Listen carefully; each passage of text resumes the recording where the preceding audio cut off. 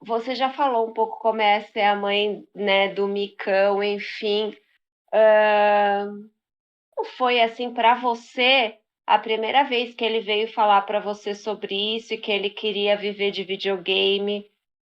Como foi para você? Como é que você se comportou?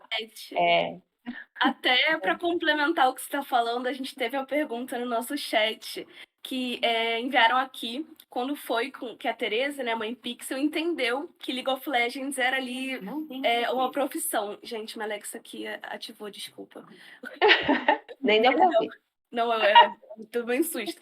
Mas quando a mãe Pixel entendeu que League of Legends podia ser também ali uma profissão, não só um joguinho. Até para complementar essa fala da Leti, né? Rolou essa conversa de mãe, eu quero viver de videogame, e depois rolou essa virada de cara, é a profissão do meu filho. Ah, então, olha só, o menino lá com 12 anos falando isso comigo, né? Então, mãe, porque não sei o quê, porque eu vou jogar e tal. E tinha um amigo que já jogava e ele sempre, antes tinha, né, a questão da game house perto de casa, ele ia lá, jogava. E assim, eu dava lá o dinheirinho, ele ia lá, jogava, mas eu nem imaginava isso. Mas ele voltava para casa, mãe, um dia eu vou ser jogador de game. Um dia eu vou ser jogador. Eu falei, bacana, legal, né? Vai ser tudo, né? Que o menino vai ser tudo, vai ser policial, ele vai ser advogado, ele vai ser tudo quando ele está pequeno, e você nem imagina que isso realmente pode se tornar uma realidade. Né? Então, por isso que às vezes é bom a gente estar atenta, ouvindo realmente os filhos, eu falo hoje isso com os pais. Então, ele falava muito isso. Mas só que hoje eu falo assim, eu aprendi um pouco com o Mikael a questão do propósito, sabe? Sabe quando a pessoa tem um propósito? Como que um garoto de 13, 14 anos tem um propósito. E ele ia ele me ajudava, por exemplo, nas pesquisas que mãe, leva isso aqui para os seus alunos, olha para você ver, esse vídeo aqui vai explicar isso, que eu sou professor de geografia e tal, olha como é que isso vai mudar e tal, e ele me ajudava. E aproveitando, você já vê isso aqui, tá vendo? Tem um jogador que eles começaram também novinhos lá nos Estados Unidos, aí a tia dele que está apoiando, porque a família não apoia e tal, ele ficou, mas agora ele é famoso, está sustentando a família e tal. Então ele trazia N vídeo desses aí, eu, tá bom, e tal. E assim, mas às vezes eu parava para ver e tinha umas histórias bem bacanas, entendeu? Disso tudo. Mas assim, gente, acreditar nisso de verdade mesmo, vou te dizer, era quase impossível. Porque era realmente um mundo assim inimaginável, inimaginável, inimaginável. Então, a sorte dele é que tinha lá os irmãos mais velhos e os irmãos começaram a levá-los a alguns campeonatos. Né? Então, a primeira vez que ele viajou, foi para o Rio, depois São Paulo, o irmão foi junto, voltou e falou, mãe, vem cá, vamos conversar um negócio. Olha, e o menino joga mesmo. Chegou lá, falou uns besterol lá, e depois ganhou lá com o time, e ele acabou. Até assim, é uma questão que eu acho interessante a gente contar, porque assim, imagina uma professora, entendeu? Um equipamento desse para um garoto desse. Eu tinha.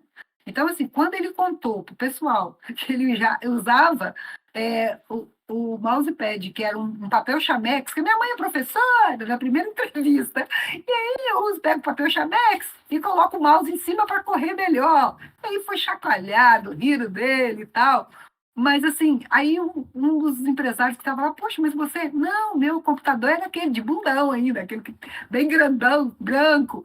Aí ele fala assim, poxa, aí o cara ajudou a gente, entendeu? Ele comprou para ele, mandou metade e a gente dividiu o resto.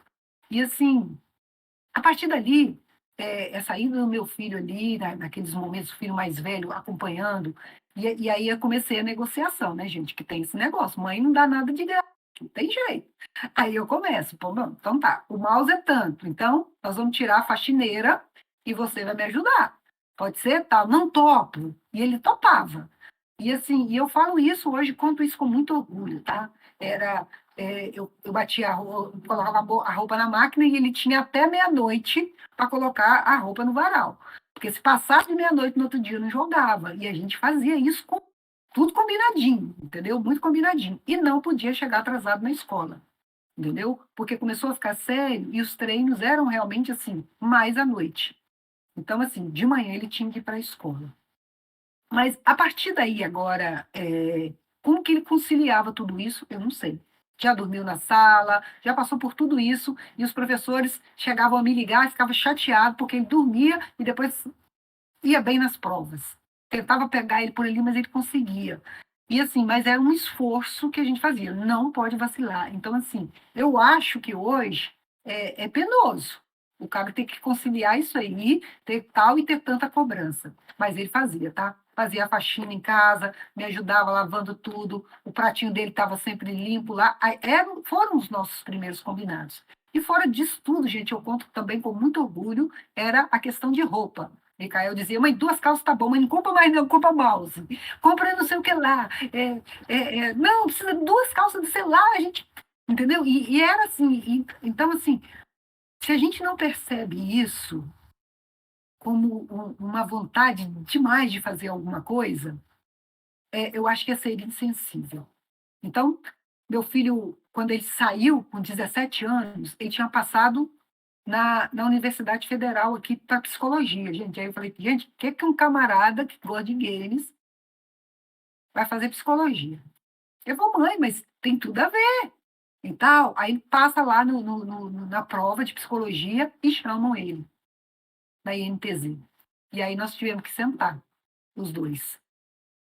Deixar a faculdade para depois ou deixar esse entretenimento, né, do joguinho para depois. Então, assim, ele me convenceu. Então, nós fizemos esse combinado, que ele teria 3 anos, porque com 17 eu contei, 17, 18, 19, 20. Com 20 anos, se você não se der bem nisso, você volta e vai fazer sua faculdade. Combinado? Combinado. E eu acho que por isso. Ele tinha um lugar para voltar se ele não desse certo. Então, eu acho que ele fez tudo para dar certo. Ele cavou a oportunidade. Ele fez isso antes. Então, assim, eu gosto de conversar isso com os outros adolescentes, mostrando para isso. Eu não fui a mãe maravilhosa, ai, que mãe bacana, queria ter uma mãe igual você, não é verdade.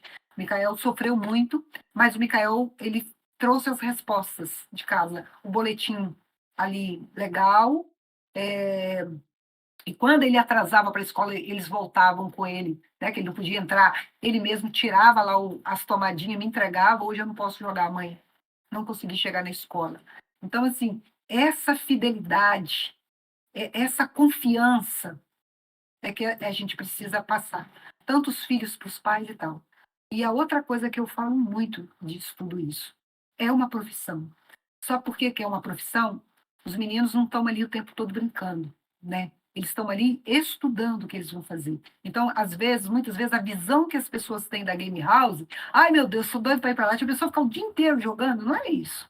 Tem reuniões, tem revisões que eles vão fazer de jogos.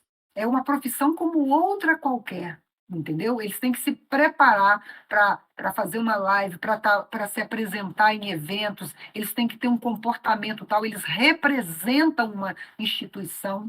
Então, é isso que a gente tem conversado também com os times amadores. Vocês precisam treinar esse comprometimento de vocês e entender-se como profissional, seja dentro da sua casa. Você está dentro da sua casa, fazendo um trabalho de design, mas quando você for falar com o seu cliente, veste uma camisa, cara. Porque você está entrando dentro da casa de outra pessoa. Porque foi isso que eu ensinei meu filho. Entendeu? Você tem que se apresentar como profissional, porque o cara vai olhar do outro lado. Poxa, que menina arrumadinha, esse design deve ser bom.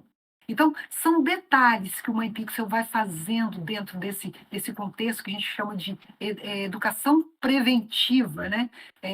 Para a cidadania digital, ou a educação realmente já para se tornar um cidadão digital, entendendo todos os entraves que tem aí. Então, eu acho que o que eu tenho de experiência hoje foi o que eu experimentei com o meu filho, entendeu? Experienciei com ele, ele foi lá e é um cara que, queira ou não, até então é o que deu certo, entendeu? É um menino que sabe tratar, ele sabe respeitar. Eu falo com ele sobre essa questão da humildade, né? Esse momento que ele passou agora, a gente sabe, né? Foi ali, tá voltando. Isso aí, é claro que a gente conversou, né? Eu falo assim, oportunidade, seja onde você estiver dentro de uma empresa, faça seu melhor. Então, se você acredita no seu filho, se você tem um olhar para para esse garoto de amor, você vai confiar de que ele não vai vacilar. Então, o que depende, o que hoje são dos valores. Vai plantando valores aí, porque valores brotam. Ele brota em algum lugar, em algum momento. Talvez você está pensando que o menino não tá percebendo, mas ele está. Então, são os nossos tratar, né? A forma que você trata. Então, hoje, ser um profissional do game é uma responsabilidade muito grande. Então, quem pensa que isso aí é uma grande brincadeira, tá por fora. Então, assim, quando eles me perguntam, eu falo com muito orgulho. Meu filho já trabalha, e trabalha muito. Ele se sustenta desde os 17 anos, que é mais o quê para uma mãe? Né? O cara que vai ali consegue pagar o aluguel, consegue pagar a comida dele e tal. É uma empresa, é um emprego. E ele cumpre horário, né? Já teve dia de que eu vi no stories dele, ele correndo, porque ele tinha que chegar tipo 7 horas, faltava 10 minutos, e ele ali, né? Gente, eu dormi demais. E assim, correndo para a rua e falando, tá vendo? Olha, a gente tem. Por quê? 7 horas ele tinha que estar lá dentro. Se não tivesse, eles davam uns balãozinhos lá. E isso eu acho muito bacana, porque cria realmente esse vínculo de responsabilidade. Então, a gente começa isso aonde? Alguém até perguntou aqui a questão da realidade na escola, né?